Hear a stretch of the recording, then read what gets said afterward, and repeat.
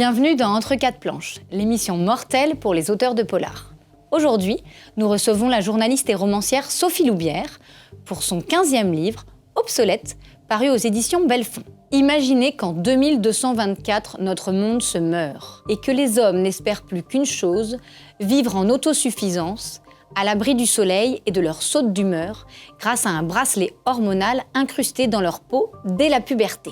Imaginez encore que le gouvernement ait décidé que pour lutter contre l'infertilité, les femmes ménopausées ne sont plus d'aucune utilité et qu'après 50 ans, il faut s'en débarrasser, les recycler et les remplacer auprès de leurs maris et de leurs enfants par des femmes plus jeunes et fécondes.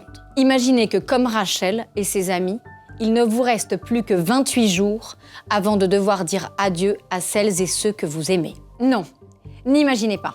Lisez plutôt le polar glaçant de Sophie Loubière, qui avec autant d'intelligence que d'habileté, sonde les limites de notre monde. Vous découvrirez effarés les cadavres de 3 fillettes dans les falaises du Nord-Pas-de-Calais. Mais je ne vous en dis pas plus. La suite, c'est Sophie Loubière qui va vous la raconter. Allons la chercher.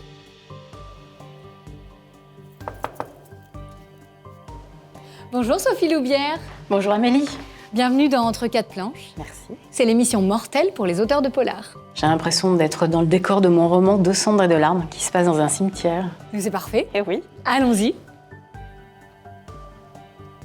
Je crois que vous en avez tué pas mal, Sophie Loubière, des personnages, que vous en avez envoyé pas mal au cercueil. Mais je ne suis pas responsable en général. Je pars souvent de faits divers, malheureusement. Les gens ont tellement plus d'imagination que moi. Alors venez, à votre tour de vous asseoir sur un cercueil.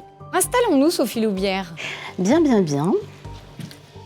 J'espère qu'il n'y a personne, hein, parce que je ne voudrais pas que mon fessier soit juste en face de la figure de quelqu'un, même d'un trépassé. Sophie, est-ce que vous avez une idée du nombre de personnages que vous avez tués depuis votre premier polar ? Très peu par rapport à d'autres romancières et d'autres romanciers. Comme je pars souvent de faits réels et que je m'intéresse vraiment aux histoires intimes, à ces personnes qui ont l'idée d'une vengeance ou qui soudain passent à l'acte, et en général ça se passe vraiment dans leur tête, j'ai pas abordé encore les tueurs de masse. Mais effectivement, j'ai un de mes romans dans lequel il y a beaucoup de morts, puisque c'est À la mesure de nos silences, c'est un roman qui se passe pendant la Seconde Guerre mondiale. Et là, il y a beaucoup de soldats SS qui passent de vie à trépas. Alors, dans Obsolète, vous tuez 3 fillettes dans des conditions assez atroces que je ne divulgagerai pas. Est-ce que vous avez eu de la peine à les voir mourir ? Non, pas du tout. Parce que, en fait, ces petites filles, et on l'apprendra dans le livre, vont mourir dans des conditions particulière. Le terme atroce, je pense que c'est surtout la découverte. Oui, c'est le ressenti de nous lecteurs, découvrons leur corps. Voilà, Ouais. et quand on va apprendre et découvrir dans quelles circonstances exactement elles sont décédées, et c'est ça qui importe pour moi, hein, c'est de savoir ce qu'elles ont vécu réellement, on va s'apercevoir que c'est pas aussi atroce que ça. Enfin, toute proportion gardée, évidemment. Ce qui est important de dire, c'est que ce roman se situe en 2224 et qu'on est à une époque où il n'y a plus de crimes, plus de meurtres, plus de police, plus de tribunaux, plus de médecins, d'experts capables d'appréhender une scène de crime. Donc c'est pour ça que c'est aussi un effet de sidération, ces 3 fillettes qu'on découvre mortes. Ouais. Est-ce que vous pensez souvent à votre propre mort ? Je pense... Oui, mais pas de façon anxiogène. C'est surtout la mort de mes proches qui pour moi, est une source d'angoisse. Donc j'essaye de pas trop y penser. Ma propre mort ne me touche pas plus que cela. C'est plus la peur de souffrir ou la dégénérescence physique qui m'inquiéterait. Parce que j'ai le sentiment aujourd'hui d'avoir eu la chance de pouvoir construire une famille, d'avoir fait exercer des métiers merveilleux, que ce soit dans le journalisme ou dans l'écriture ou la communication. Et donc j'ai absolument aucun regret sur ma vie. Elle a été merveilleusement remplie jusqu'à ce jour. Donc partir demain parce que c'est le moment, oui, mais c'est vraiment la peur de perdre ceux que j'aime qui me hante. Et alors, est-ce que vous avez déjà pris vos dispositions ? Par oral, oui. Enfin, j'ai laissé quelques consignes qui sont d'ailleurs assez proches de ce qui se passe dans le roman. C'est-à-dire qu'en fait, Moi, je préférerais m'étendre dans la nature et puis faire corps avec la terre, quoi. Je me sens pas du tout, mais alors pas du tout, de finir dans un cercueil. Est-ce que vous accepteriez tout de même, Sophie, d'ouvrir celui-ci avec moi? Juste pour vos beaux yeux, allez. C'est très gentil. Allez, on y va. 1, 2, 3. Merci, Sophie. Bon, Je vous en prie. eh bien voilà, si vous voulez bien prendre place, installez-vous. Voilà. Donc je vais prendre la position Michel Bussy, D'accord. c'est-à-dire la position baignoire. Très bien. Ça va? Très bien. Vous n'êtes pas trop mal installé? Si, épouvantablement, mais c'est pas grave, j'ai pas l'intention de rester. Non, vous n'y resterez pas. L'heure de notre interview mortelle a sonné. Sophie, vous arrive-t-il souvent de faire la morte, de ne plus donner de nouvelles? Très rarement, sauf avec mon chien, qui a tendance, lorsque je suis assise à mon bureau pour écrire, à venir régulièrement me voir, à mettre sa patte sur ma cuisse, à vraiment manifester son envie d'aller se promener. Donc dans ces cas-là, je fais celle qui ne l'a pas vu, qui n'entend rien, qui ne voit rien. Oui. Que faites-vous pour tuer le temps? Rien, parce que le temps, je l'aime trop, il m'est trop précieux, j'en manque tout le temps, donc j'évite de le tuer en général. Qu'est-ce qui pour vous est une question de vie ou de mort? Tout ce qui va toucher au respect des droits humains, aux enfants, aux maltraitances faites aux femmes, tous les sujets sérieux sur lesquels parfois je trouve qu'on est un petit peu léger. Et quand vous sentez-vous la mort dans l'âme?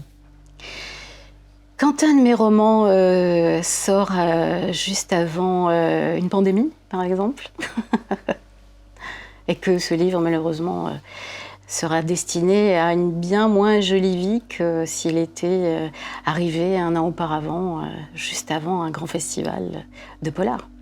À l'inverse, Sophie, qu'est-ce qui vous fait mourir de rire? Mon mari, quand il me raconte une blague qu'il a entendue à la radio, il les raconte très très mal. Et c'est ça qui est drôle. Dans quelle situation vous dites-vous qu'il n'y a pas mort d'homme, puisque cette expression se demande bien pourquoi, mais n'existe pas au féminin? Quand on est encore en vie, que la maison n'a pas pris feu, qu'on n'est pas à découvert de 30 000 euros. Qu'est-ce qui vous refroidit le plus dans la vie? La bêtise des gens qui m'entourent, l'incompétence de certains professionnels avec lesquels je suis obligée de faire. Comment faites-vous pour rompre un silence de mort? Alors tout dépend si ce silence est engendré par mes propos. À ce moment-là, j'essaye très vite de faire un rewind pour savoir ce que j'ai bien pu dire, qui a déclenché ce vent glacé. Et si ce n'est pas moi qui suis à l'origine de ce silence de mort, j'ai tendance à plutôt me concentrer sur autre chose pour ne pas être mise mal à l'aise parce que ce silence pourrait occasionner. Le silence, c'est quelque chose que je connais bien par rapport à la radio et parfois, quand soudain les techniciens me faisaient des gestes désespérés derrière la vitre en me disant « le meuble, on a un problème technique » et que là, effectivement, le silence de mort, on l'a dans le casque, c'était les moments les plus inoubliables de radio. Il fallait improviser comme ça pendant 1, 2, 3 minutes à l'antenne de France Inter et j'avoue que j'aimais beaucoup ces moments-là. Quel est votre cadavre dans le placard? Mon frère. Qu'est-ce qui pourrait signer votre arrêt de mort? Rien. Je pense que je suis un peu comme le lapin, vous voyez, on le remonte, sauf que moi je fonctionne à l'énergie solaire. Et en plus, j'ai un accumulateur qui me permet, même quand il n'y a pas de soleil pendant des mois et des mois, de fonctionner encore. Donc quelle chance! Il n'y a rien qui peut m'arrêter. Et la dernière question, pour vous Sophie, quelle est la phrase qui tue? Celle qui est précédée par les mots qui blessent. Allez, venez, on va quand même pas rester toute la vie dans ce cercueil. Ah, c'est le cas de le dire. Merci beaucoup de vous être prêtée au jeu. Je vous en prie. Sophie, racontez-nous la genèse de ce polar d'anticipation. Comment avez-vous eu l'idée formidable, mais que je trouve terrible, d'imaginer dans 200 ans une société en proie à l'infertilité qui propose aux femmes de 50 ans 2 options, soit l'euthanasie raisonnée, pour ne pas dire le suicide assisté, soit le grand recyclage? Je vais vous répondre très simplement. J'ai eu 50 ans il y a quelques années. Voilà. À partir du moment où on passe ce stade de cet âge vraiment charnière pour une femme aujourd'hui, notamment dans des sociétés développées, notamment en France, il n'y a pas que les comédiennes qui sont assez vite invisibilisées, il y a surtout le corps qui va nous parler. C'est un corps qui va vivre un tsunami hormonal, puisqu'on va approcher ou vivre la ménopause. Et autant on a travaillé sur le système hormonal des hommes, autant sur les femmes, on ne s'en est pas vraiment préoccupé. Et ce qui fait que pour nous, ça devient vraiment une épreuve. Des femmes vivent plus ou moins bien leur ménopause, mais en tout cas, il y a quelque chose qui se passe dans notre tête, qui nous fragilise et qui fait qu'à un moment, on risque un peu de déraper. Et ce pied qui dérape sur la marche, très vite, on s'aperçoit que c'est difficile de le remettre. Donc on va devoir se battre, c'est un véritable combat pour essayer de maintenir ce corps, de continuer à être dans la course et surtout à ne pas et à assumer en fait ce qu'on est en train de devenir, c'est-à-dire toute cette part, tous ces acquis qu'on a depuis plus de 50 ans, cette connaissance qu'on a de notre famille, des rapports humains, de nos métiers, nos compétences. C'est au moment où on est les plus brillantes que soudain on se ternit. Et c'est pas nous forcément qui allons vers cette ombre, c'est la société qui pose sur nous ce regard. D'ailleurs, aujourd'hui, dans les publicités, vous n'avez pas de femmes autour de 50 ans. Soit elles sont beaucoup plus jeunes, soit elles sont carrément vieilles. Donc, j'ai vraiment vécu ça, j'ai vraiment ressenti cette fracture, cette période durant laquelle, quand je traversais la rue, je voyais des hommes se retourner sur moi, siffler, enfin bref, avoir des remarques. Ou quand j'arrivais dans un salon du livre, des collègues qui me disaient « Ah là là, qu'est-ce que t'es belle !» Et puis, 5 ans après, plus rien. C'est fini, c'est-à-dire que mon corps, on ne me parle plus de mon corps, on ne me parle plus de mon visage. Peut-être parce que là, j'ai une petite ride ou parce que j'ai pris du poids. Bon. Et merde, les gars, je suis toujours aussi belle. Donc, exactement. Je ne vous fais pas dire. Parce que je vais quand même avoir 57 ans. Donc, ce qui est important, c'est de parler de ça. C'est un gros coup de gueule. Et dans 200 ans, on en sera encore là. La deuxième partie de votre roman s'ouvre sur une citation de 1984 de George Orwell que j'aurais bien aimé que vous nous lisiez, Sophie. Eh ben, vous savez quoi, je vais le faire. Avec vos lunettes. Je vais mettre mes lunettes. Très bien. Comme je vous l'ai dit, plus de 50 ans. Alors, quand je l'ai vue dans la lumière, c'était une vieille, 50 ans au bas mot. Mais ça ne m'a pas arrêtée. J'y suis allée quand même. George Orwell, 1984. Alors, dans votre roman à vous, lorsque sonne l'heure du grand recyclage pour les femmes de 50 ans, on les voit monter dans la navette de la collecte, sans savoir où elles vont, ni ce qui va leur arriver. Et pour nous, lecteurs et lectrices, c'est terrible. Parce que ces wagons, ils ont beau être dorés, ils ont beau être confortables, ils ont beau diffuser une musique agréable, on ne peut pas ne pas penser au train de déportation nazi. Je me suis demandé, Sophie, au fond, si pour vous, écrire, c'était une façon de mettre en garde. C'est surtout une façon d'explorer les angles morts de la société, d'explorer tout ce qu'on n'a pas voulu voir ou qu'on a vu du bout des yeux. Toutes ces situations dans l'histoire, ces drames passés qui se reproduisent inlassablement. Et l'actualité va dans ce sens. C'est qu'on est incapable d'aller au-delà de créer des fractions, que ce soit d'ordre religieux, des différences entre des croyances, des différences entre les sexes. On est toujours en train d'opposer les choses, le bien, le mal. Et à partir du moment où on sera toujours dans cette optique d'aller à l'encontre de l'unification, du cheminement commun, on ne pourra pas s'en sortir.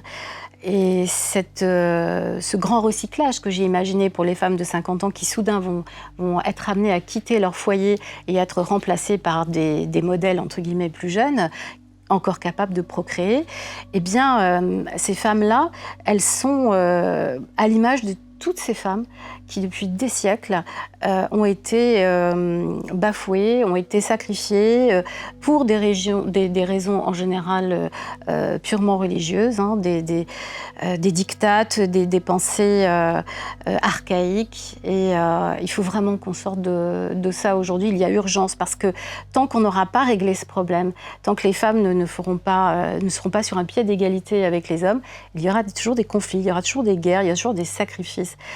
Parce que, en fait, il y a un petit côté belliqueux comme ça, naturellement, chez les hommes qui sont là pour protéger le territoire, qui sont là pour défendre la tribu. On est resté sur ces modèles-là et il faut vraiment qu'on évolue. Hein, quand même. On va évoluer. Ce qui fait la force de votre roman, Sophie, c'est la tension que vous parvenez à créer depuis le début du roman. Et je trouve qu'on est 30, 40 ou 50 ans. Vous avez dit votre âge, moi j'ai 45. Et ben on fait nôtre le destin de Rachel et sa détresse, la peine en fait qu'elle éprouve à l'idée de quitter bientôt son archéologue de mari et ses enfants. La lettre de notification de retrait qu'elle reçoit lui annonce qu'elle a plus que 28 jours à vivre avec eux. Est-ce que l'enjeu de ce roman, c'était de faire planer sur les personnages une menace que je trouve d'autant plus tragique qu'elle est irrémédiable, un peu comme dans les tragédies grecques ? Oui, parce qu'en fait, il y a une forme d'acceptation. C'est que dès le départ, on part de ce principe depuis un siècle, et c'est comme ça. Quand les femmes ont 50 ans, elles s'en vont.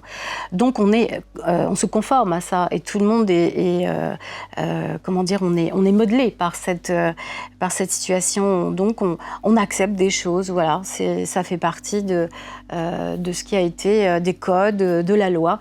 Et donc, on ne le remet pas en cause, et on s'y adapte. Et cette adaptation fait que les femmes ont cette acceptation de la situation. Et il y a même une fête, puisque la veille du départ, il y a cet enterrement de vie de maman, où elle se lâche un peu, où tout le monde va danser, enfin, où on prend des cachets pour un petit peu atténuer nos angoisses. Donc on en fait une fête, quoi. Sauf qu'on va vers quelque chose qui est la disparition totale des mamans dans les foyers. Alors, il y a dans votre roman un personnage important qui s'appelle Maya, qui joue un rôle à part entière, mais qui n'est pas une femme. Expliquez-nous de qui il s'agit, sans trop divulgacher. Alors Maya, c'est une IA, une intelligence artificielle qui accompagne en fait toute la vie d'un humain sur Terre, de sa naissance jusqu'à sa mort. Elle est dans tous les foyers. Alors je suis partie d'un objet qui existait déjà à l'époque des Romains, puisque c'est une petite statuette qui était censée représenter la gouvernance ou l'autorité. Et donc, à partir du moment où elle était dans les foyers et visible de tout le monde depuis quel que soit l'endroit où on se tient dans une pièce, et quelque part, il y avait ce regard. Et on se tenait à carreau, quoi. Donc c'est cette idée que Maya, elle entend tout, elle écoute tout, et surtout elle est bienveillante. Elle accompagne les enfants depuis l'enfance, elle répond à toutes les questions, elle nous diffuse de la musique, des images en 3D, elle peut transformer une chambre en ciel étoilé. Enfin, elle fait beaucoup de bien, elle accompagne très très généreusement. C'est pas du tout l'IA qui va vous poignarder, vous détruire. Voilà, on n'est pas du tout sur les schémas habituels. C'est une IA bienfaisante et on comprend pourquoi à la fin du livre. Tout à fait. Nous ne raconterons pas ça. Vous imaginez, Sophie, qu'à la puberté, les hommes comme les femmes d'ailleurs se font greffer dans la peau, au niveau du poignet, un bracelet hormonal. Expliquez-nous de quoi il s'agit précisément.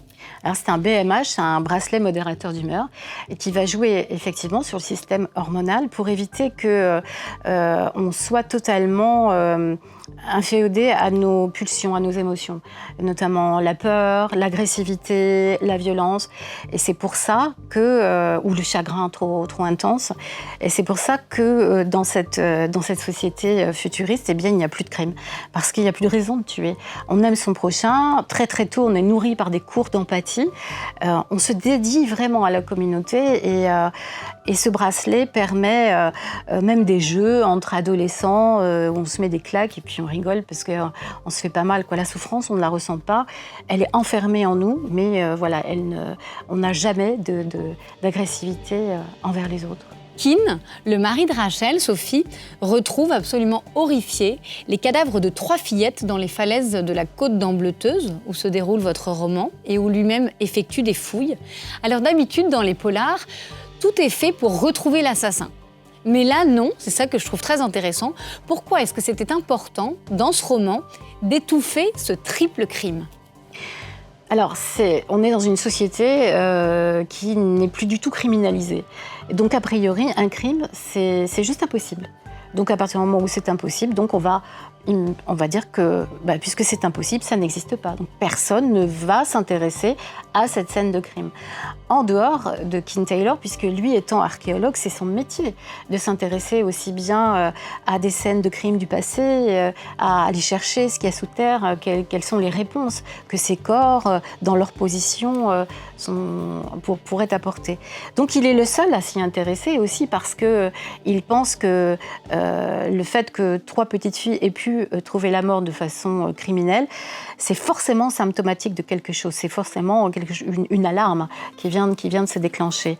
Et alors que tout le monde met la tête un peu dans le sable, lui va évidemment déterrer tout ça et essayer de comprendre ce qui se passe. Votre roman se termine sur un épilogue dans lequel vous citez une phrase de Beyoncé que j'adore. Est-ce que vous voudriez bien nous la lire ? Oui, alors de mémoire, c'est... Si vous chaussez vos lunettes. Le pouvoir ne nous est pas donné, vous devez le prendre. Tout un programme. Est-ce qu'avec Obsolète, au fond, vous aviez à cœur de signer un livre engagé et de prouver que féminisme et polar font bon ménage ? Ah mais je ne fais que ça, Amélie. Mes premiers romans ont toujours été tournés vers les femmes. Et alors, ils ne sont pas du tout féministes. Hein. Ce sont de vrais polars, de vrais romans noirs, dans lesquels les femmes ont des rôles qui ne sont pas stéréotypés.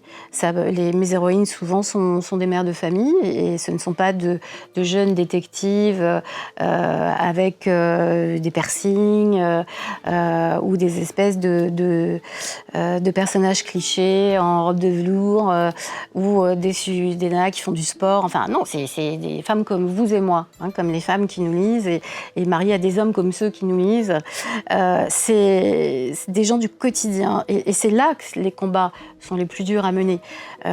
Chaque jour, on doit se battre pour garder notre place, pour garder l'unité de notre famille, pour faire en sorte que l'actualité ne déborde pas n'atteigne pas le mental de nos enfants, que ces pandémies ne nous éloignent pas les uns des autres. En fait, les combats sont là.